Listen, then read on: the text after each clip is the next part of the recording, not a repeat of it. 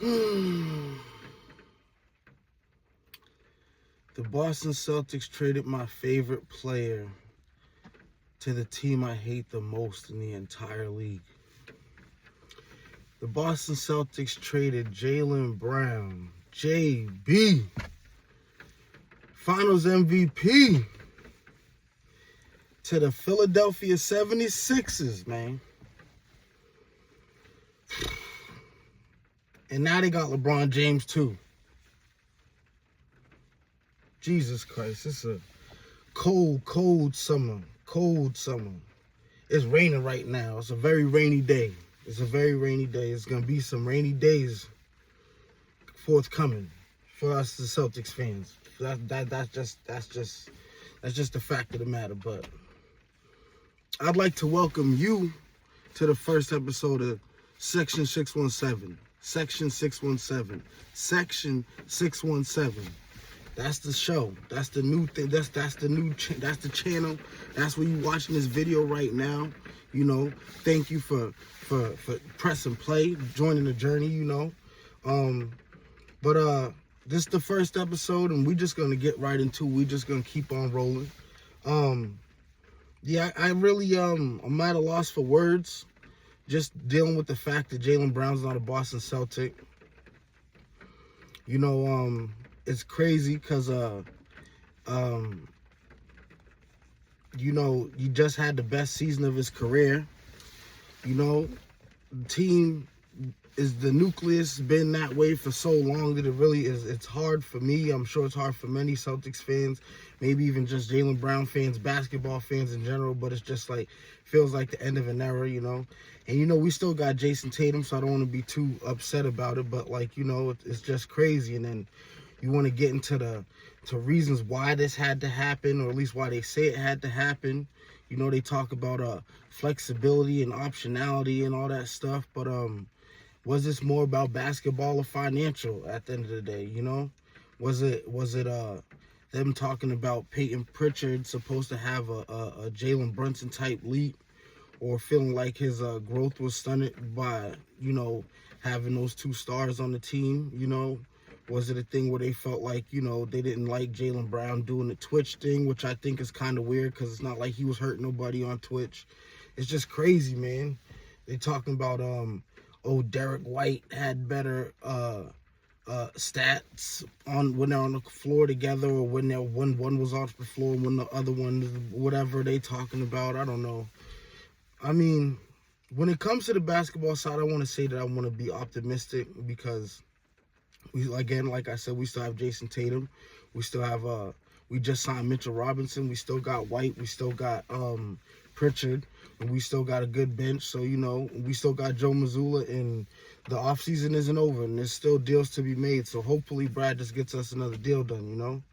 But as far as the financial side of things, I think that makes a little bit more sense when you think about the future of it all. Like, okay, I can understand if you feel like you have too much money invested on the wings, and it's just going to get more and more expensive as their contracts get more expensive towards the cap, and you got this new CBA and a new salary cap, hard cap, and all this apron stuff they talking about. But, you know, I guess I can wrap my mind around that a little bit more, but that's just about the trading of the player. You know what I'm saying? I think the bigger problem that we all gonna have to, like, I don't think I can ever get over the fact that he's playing for the Philadelphia 76ers, man. Like, the Sixers, dog. Like, damn, bro.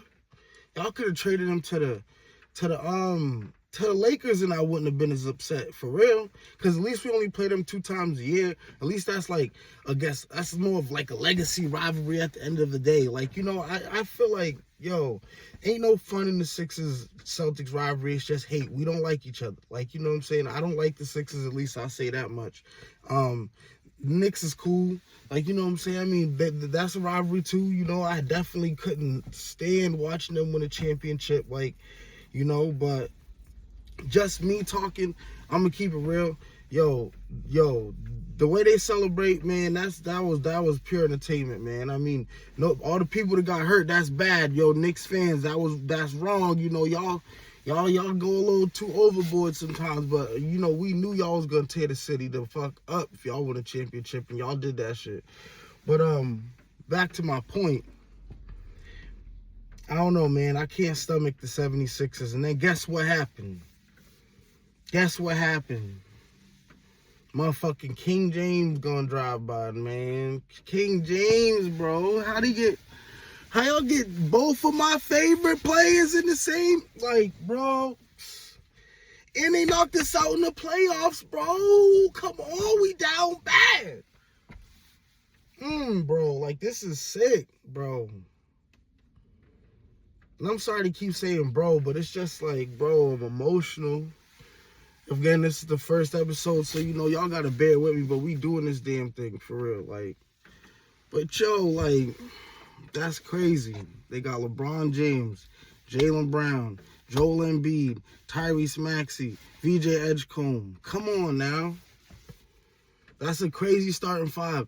And they're going to have some games where it's just going to be too easy. It's just going to be too easy because they got too many chefs in the kitchen, bro. But to that point, if chefs in the kitchen, something else I was thinking about when it comes to, like, you know, are they really going to win a championship, you know? Because it's like we've seen this before, you know, these GMs and these teams and these players, they want to just slap it together real quick and think that's, you know, we got it. And how many times have we seen it actually run all the way out first season? Like, you know what I'm saying? So, and then LeBron's only got 2 years on the contract. I think Jaylen Brown's only got 3, if I'm not mistaken. But, yeah, like, let's see how it works out, you know? Because, that's a lot of all-star ball in the room, you know what I'm saying? You got Joel Embiid, who been there the longest. That's his team, you know. Edge, and you got Maxey. Now, y'all have a you know, dynamic duo already. You know, they've been, you know, in the kitchen together. Let's just keep the analogy going, right? Then you got Edgecombe, and Edgecombe was, you know, young rookie, you know, was looking real good, really good shooter, athletic, know what I'm saying? Now, going into season 2, I think before the Brown trade, you would have been thinking, like, you know, like, I mean, y'all still have Paul George at the moment, but that's the nucleus, you know what I'm saying? So, all right, boom, y'all do the trade. Y'all done trade Paul George for Jaylen Brown. And we talking about from the Sixers point of view, like, if they really gonna do it, right?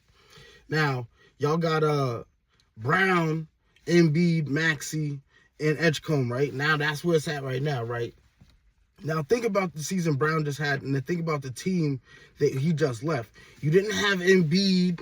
You didn't have, you had Tatum, of course, but other than that, like, come on now, you don't really got to give the ball to Pritchard. I mean, the way the Celtics play is, like, based on the way, when we're playing well, it's ball movement, you know what I'm saying? So, I'm just saying, it's like, I don't watch fucking Sixers games, but I remember watching them in the playoffs and seeing how the pecking order was seen, and then, like, that was before Embiid was hurt. Embiid come back, nigga, it looked like, Maxey deferred a little bit more. You know what I'm saying? That's how it looked to me. I mean, he was still hooping, but I'm not saying he wasn't hooping. He was still hooping.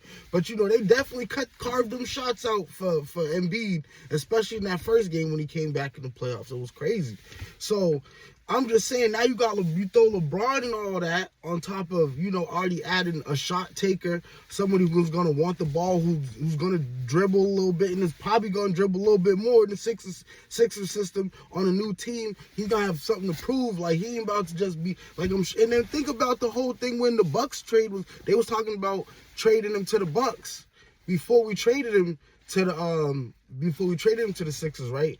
And it came out that it was like, okay, yeah, he may not be happy about the trade, but he's excited about the opportunity of having his own team. Because if we trade him for Giannis and you take JB to Milwaukee, that's hands down his team.